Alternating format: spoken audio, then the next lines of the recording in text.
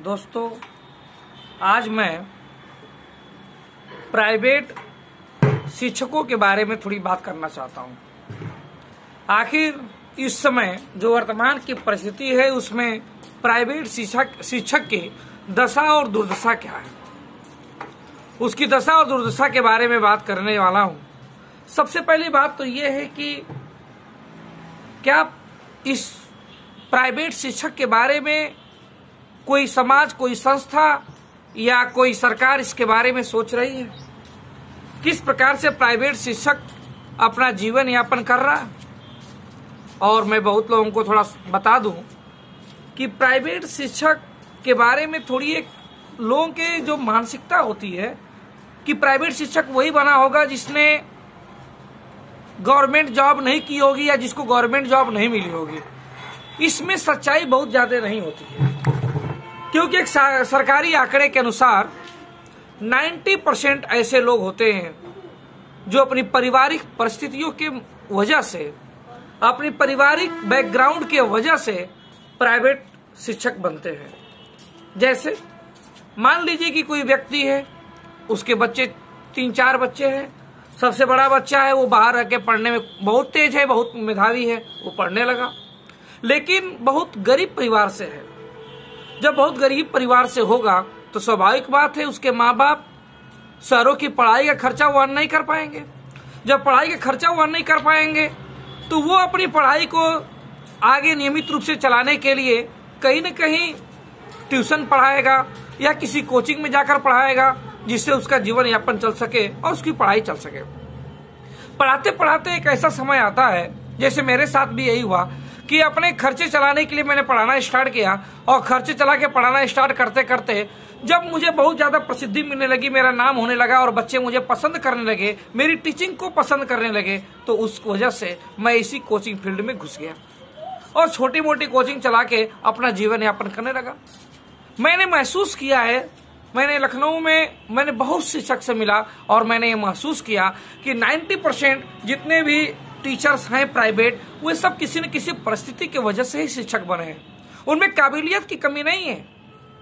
जो लोग थोड़ा सा उन्हें बड़ी दूसरी नजर से देखते हैं, ऐसी कोई सच्चाई नहीं है इस बात में। अब बात होती है कि सर प्राइवेट शिक्षक ठीक है, मान लिया कि बहुत काबिल होते हैं, अच्छे होते हैं, परिस्थिति की वजह से प्राइवेट शिक्षक बने, तो ठीक है, क्या दिक्कत है उनको?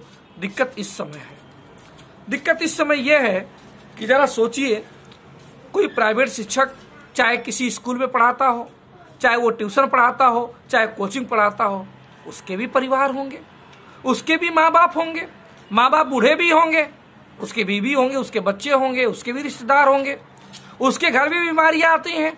किस प्रकार से उस बीमारियों का वो इलाज कराएगा?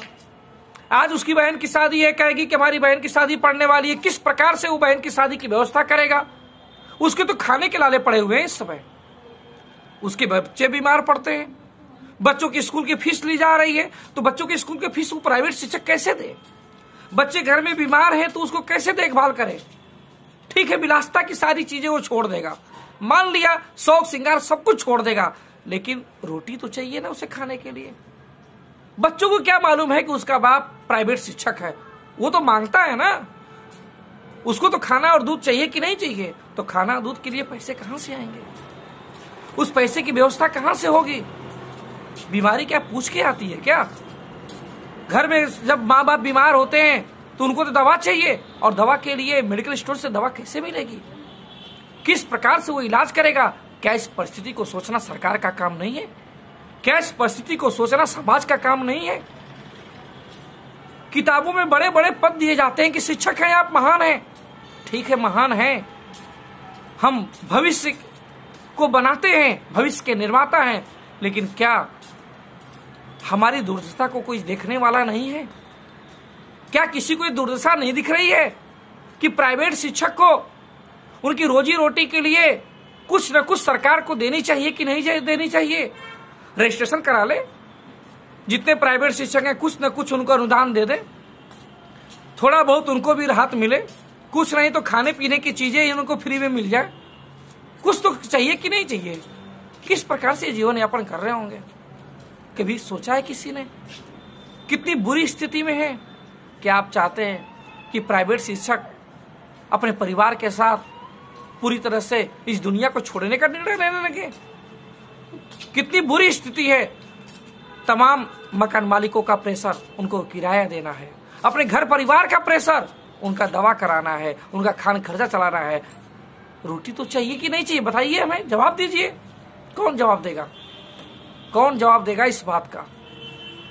आपको अनुमान है कि कितने लोग ट्यूशन पढ़ा के, कोचिंग पढ़ा के अपना जीवन यापन कर रहे थे? उनका जिम्मेदार कौन है आखिर में? कौन मदद करेगा उनका? कितनी बुरी स्थिति में है।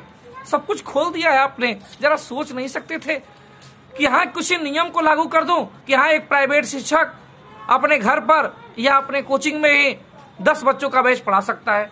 एक सीट पे एक बच्चा पढ़ाएगा, 10 सीट पे 10 बच्चे पढ़ाएगा। 10 बच्चे भी पढ़ाता, थोड़ी बहुत उससे कुछ ना कुछ अर्निंग होती, कुछ ना कुछ उसको फीस मिलती, उस फीस से वो अपना जीवन यापन करता, कम से कम जीता तो इस समाज में।